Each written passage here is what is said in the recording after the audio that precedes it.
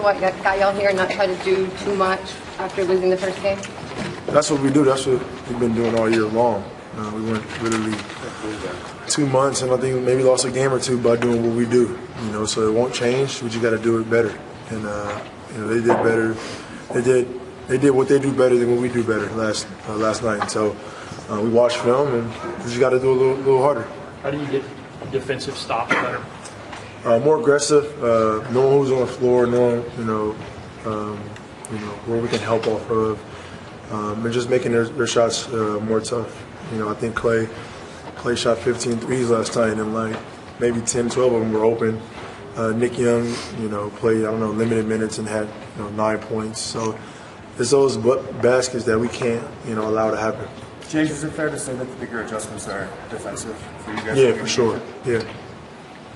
Can you talk about how you up the communication? Because you guys always say that's the key to your defense. Yeah, like just I think in a prime example in that first quarter. Boom down. That first quarter, transition. After 2 made baskets, we don't get matched up, and KD hits a 3, and then Nick Young hits a 3. Like that's 6 points right there automatically. So instead of a 30 to 29 point first quarter. Instead of them having 24, 23 points in that first quarter, they got 29. And so those points that we can't allow, that's on us. Not matching up. James, you guys started so hot in that game. You had the lead, and then they were able to make a run. How much of it? That was a run I just told you. We gave them. Yeah. It wasn't a run where they just got tough buckets. They got easy open threes. Yeah. Like that's on us. Mike was just saying though, maybe overall you have to up the intensity as a team just a little more, knowing what's at stake, and you can't fall back. No. The intensity is going to get it's going to be even higher than it was last night.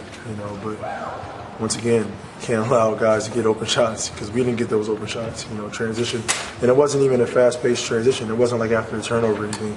It was 2 made baskets, and they got open shots. But that happened throughout the course of the game, and those points continue to add up.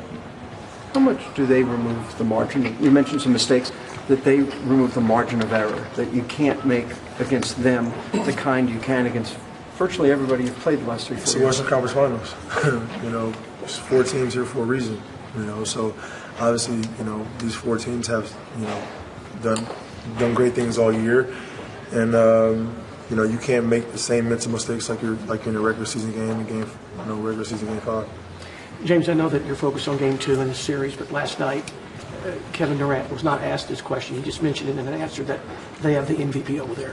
What does that mean to you coming from him talking about you in that fashion? It's great, man. It's great to hear from, obviously a former MVP. And, I just try to put the work in and try to go out and give my team the best opportunities and chances to win the game, And so, last night wasn't enough. And so I got to keep our guys' swag up and that same energy, like that we've been having all season long. And tomorrow's going to be even tougher. But, this is what we're here for. Does it make it any more special coming from a guy like that? Yeah, former teammate, like I said, former MVP. He's done some great things, obviously, in this league. We all know he had a great game last night. And, we got to figure some things out. But it's a great feeling. You mentioned that swag. How important is it keeping that swag? That's what we've had all year. That's why we're in this position, And last night, at times, we didn't have it. We got to have that for a full course of a game. Mm-hmm. Especially playing against the Warriors. James, you just won 2 in Salt Lake. 65 wins. You can obviously win on the road, but you also know you go down 2-0, having to go to Oakland. that can. We worried about game 2, man. Yeah. We can't worry about nothing else but game 2 tomorrow night. Executing possession by possession and trying to do things to keep them off their rhythm, and then for everybody else on the Rockets trying to get our rhythm. Defensively get stops and offensively push the pace and get open shots. James, you played 35 minutes. Were you tired at all in that game? No, I wasn't tired. Is that going to go up? Are you going to play more in game 2 you would anticipate? Yeah. I hope so. Probably play 48 if I have to. James, a little bit more on just keeping that attitude you guys have had all year. You mentioned it a little bit last night. Yeah. Will you talk with guys as the day goes on? Yesterday I called guys. After the game I called guys because you can just tell as a leader, when guys aren't happy or when guys aren't moving or having the same swag. So I just, call guys and see how they feeling.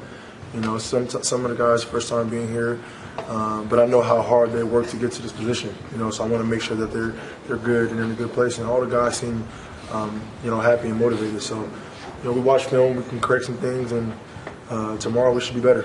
What do you think it means, James, for guys on this team, role players particularly, to hear from you after a game like that? It means a lot, and it's not like just the first time it happened. You know, I call guys regular season, go eat with guys after games or whatnot. But I mean, it's a great feeling, you know, and I'm sure, like, you know, even teammates call me because we're in this together, and like I can't do it by myself, and we need everybody to be at their top top play, and so. Whether it's CP, whether it's Eric, whether it's Tuck, and we just open up and just talk about the game, talk about things that we see, that they see from their angle. We can get better on things that they saw that actually worked, and figure it out. James, there were a couple times in the first 2 rounds. I think Game 3 against Minnesota, you guys lost on the road. Yeah. And then Game 2 here against Utah, and both times you guys bounced back, kind of dug in a little more. Is this obviously another case where you got to take it to the next level for Game 2? To another level for sure. Like even looking at the Utah series, like Game 1 we barely won. Yeah. Game 2 we lost, and then we're like, okay, we're in the semifinals. We got to turn up now. And so Game 3 we played like we should play on both ends of the floor. And so here we are. We're in the Western Conference Finals. So we got to play like we need to, like we're supposed to be here. Which we do deserve to be here.